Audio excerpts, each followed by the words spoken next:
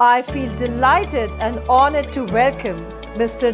Fabre. He is a member of the United Nations Task Force on Social and Solidarity Economy. Born in France, he studied physics and economics. He first worked in a multinational company and then led the International Fellowship of Reconciliation, a faith-based peace organization. He later gathered 120 Nobel Prize winners and led a Europe-wide campaign against hunger in the world. He became Deputy Director of the United Nations Development Programme in Geneva, Switzerland, and founded the World Alliance of Cities Against Poverty. He is one of the leaders of the Dialogues in Humanity and of the Home for Humanity Global Initiative. So, ladies and gentlemen, please put your hands together to welcome Mr. Fabre.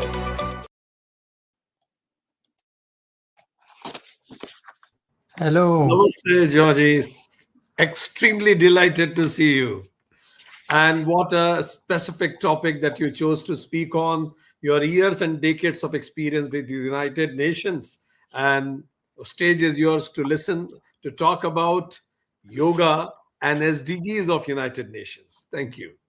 The SDGs mean the Sustainable Development Goals, to be clear for everybody. And first of all, I would like to express my deep gratitude to each of you for taking the time to reflect on the importance of the 17 Sustainable Development Goals, which 11 years ago, all governments of the world promised to reach at the latest by 2030. Congratulations to each of you, and many thanks indeed for considering what contribution you personally can make towards building a poverty-free and peaceful world in which all people may live fulfilling lives. I must admit that I feel humbled in front of this audience to share my reflections from a yoga perspective, as I do not have the depth of your experience. I discovered by mere chance the many dimensions of yoga. In my childhood, I thought that yoga was all about the body, only physical exercise. The first person who made me see a different perspective was from India.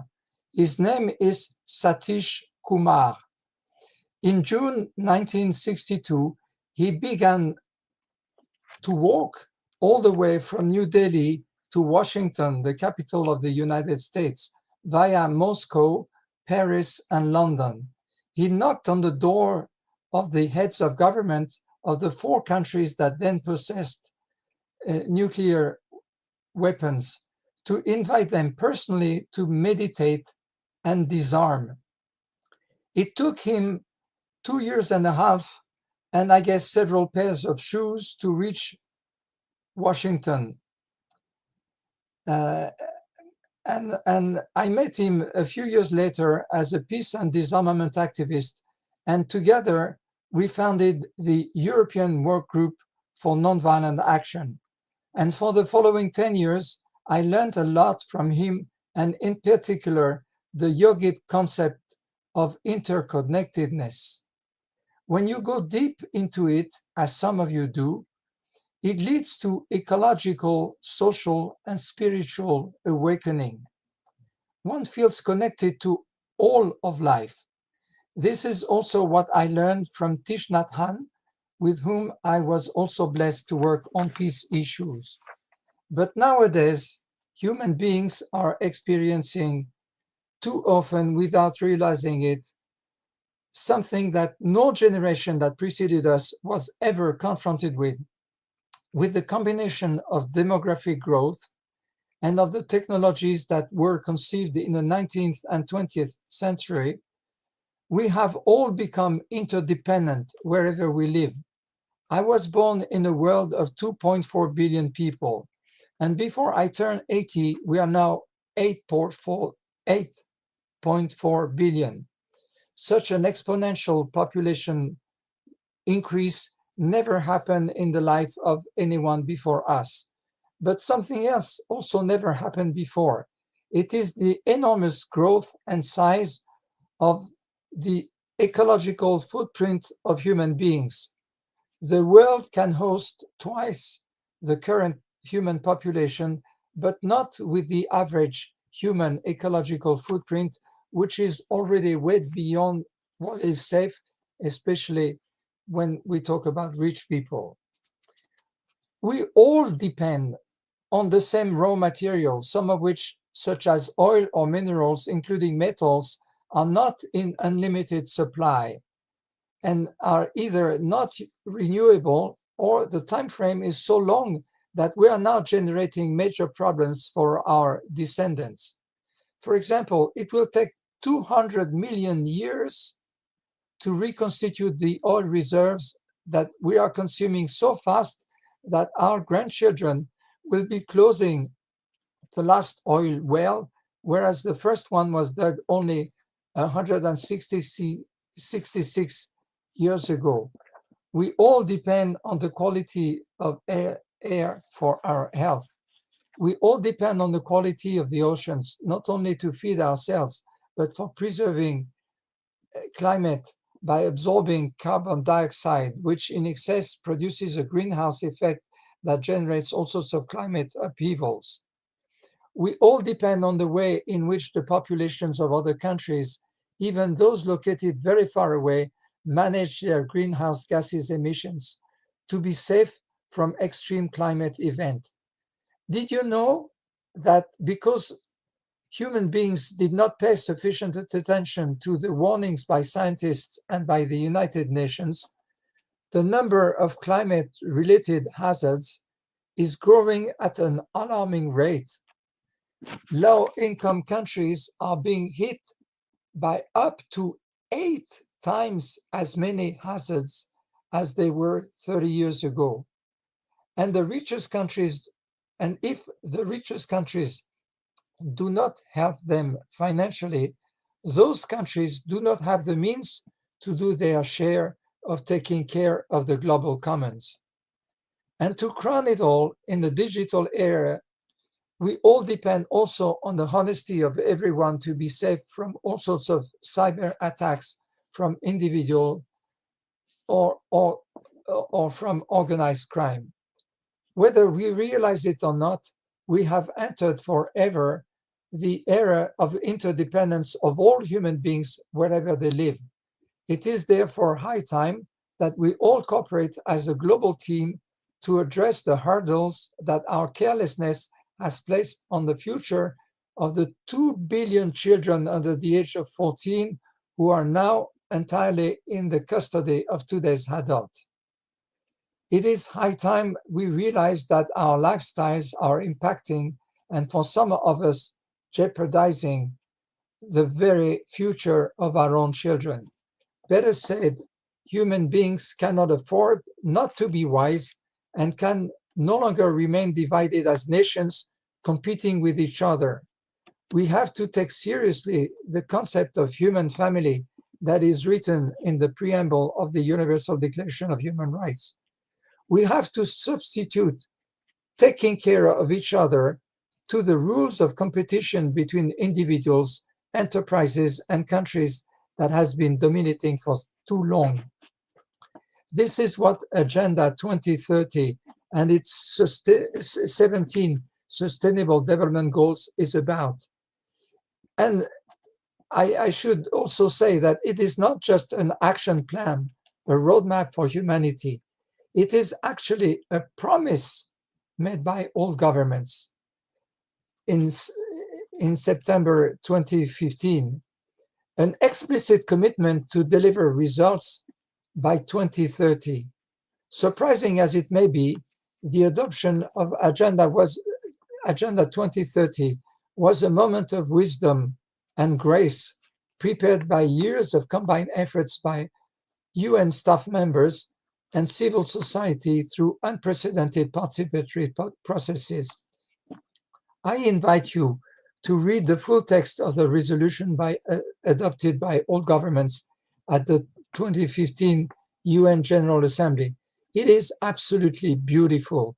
It looks like wisdom dictated by Indian sadhus. Obviously, governments alone cannot achieve the ambitious transformation they set forth in 2015 and vow to achieve by 2030. It requires the active participation of parliaments, local authorities, public and private institutions of all kinds, every sector of civil society, from businesses to associations, the scientific and academic communities, and above all, it requires the active participation of every single individual. Therefore, of every single one of us gathered today in this seminar. It is an agenda of the people, by the people, and for the people. We have only 4 years to go to reach the finish line. And I would like all of us to be aware of our special individual responsibility in ensuring the success of Agenda 2030. What does yoga teach us about that? My friend Vikrant Singh Tomar will correct me if I'm mistaken, but my understanding of yoga is that it invites to live one's life according to ethical principles and practices that are based on non-violence and truthfulness as overarching principles, ahimsa and satya. Compassion requires attention to not harming anyone, including oneself, in any way. The practice of compassion entails a proactive dimension of not admitting injustice and not letting suffering go by unattended. In other words, it requires action to eliminate poverty, hunger, avoidable diseases, gender-based discrimination or violence, and blatant inequalities. Therefore, it entails contributing to goals 1, 2, 3, 5, 10, and 16 of Agenda 2030. Yoga also invites to cultivate mindfulness, as well as to adopt rather sober lifestyles and not to attach too much importance to what one possesses. Combined with full awareness of the interrelatedness of all forms of life, it should turn every yogi into an advocate and a builder for goals 12, 13, 14, and 15, which seek to establish sustainable consumption and production patterns, combat climate change and its impact, preserve marine resources and forests, and reverse land degradation, desertification, and biodiversity loss. The awareness of the interconnectedness of all aspects of life should make yogi understand better than anyone else why Agenda 2030 has 17 limbs, none of which can be neglected without jeopardizing each and every one of them. Hence, the importance of education for all and lifelong learning, which is goal 4, building resilient infrastructure, which is goal 9, or the importance of goal 11, which is about making cities inclusive and safe, or of goal 6 and 7, which seeks respectively to ensure water and sanitation for all, as well as access to affordable and reliable clean energy. I'm told that the very name of yoga recalls in Sanskrit our unity. It is not an abstract concept. It is a principle that should guide our lives. All the more so that no country, even the largest ones on earth, such as India and China, can attain alone through measures within their own borders the sustainable development goals. If others do not do their share, it will fail. Because of their cultural awareness, yogis, therefore, have a special responsibility to pull the cart.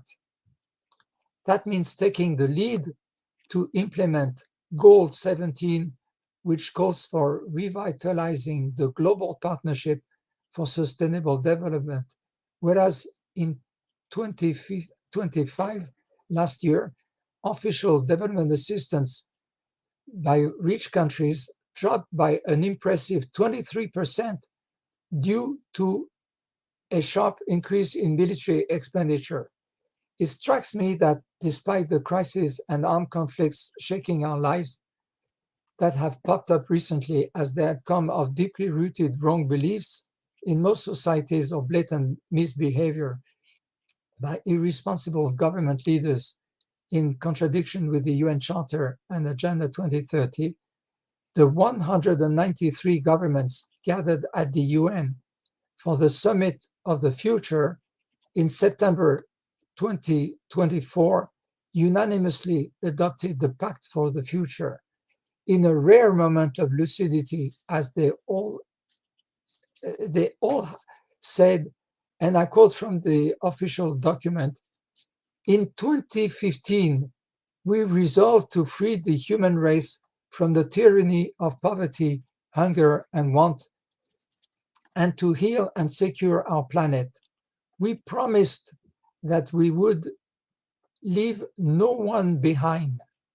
We have made some progress, but the achievement of the sustainable goals is in peril.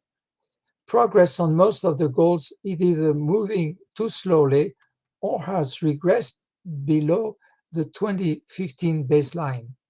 If we do not change course, we risk tipping into a future of persistent crisis and breakdown. We believe that there is a path to a brighter future for all of humanity. This will require a recommitment to international cooperation based on respect for international law, without which we can neither manage the risks nor seize the opportunities that we face. This is not an option, but a necessity. Our challenges are deeply interconnected and far exceed the capacity of any single state alone. And I still quote the governments. We reaffirm our enduring commitment to the 2030 Agenda for Sustainable Development and its Sustainable Development Goals. Unquote. I suggest that the yogi community responds loudly that it will do its share of the challenge out of love for today's children, and that it also warns that it will see to it that no government deviates from the path to a brighter future for all of humanity. Thank you. Your Thank attention. you very much, Georgie. I remember in 2023, we were discussing about various aspects of yoga and SDGs. I was telling you about yoga, you were telling me about SDGs. And Yes, today it's such a wonderful time that I'm listening from you about yoga and SDGs together. Thank you very much. So wonderfully, you mentioned that yogic lifestyle can promise the world that we imagined in 2030, and you said that leaving no one behind, that is the motto even yoga has, because united we will be able to achieve. I'm sure that people who have heard you will certainly, yogic community will think about their own significant contribution in SDGs, how they can influence their cities, their citizens, and their countries by and large. Thank you very much, Georgie. I'm thank you. deeply, deeply impressed and touched with your talk today. Thank you. Thank you.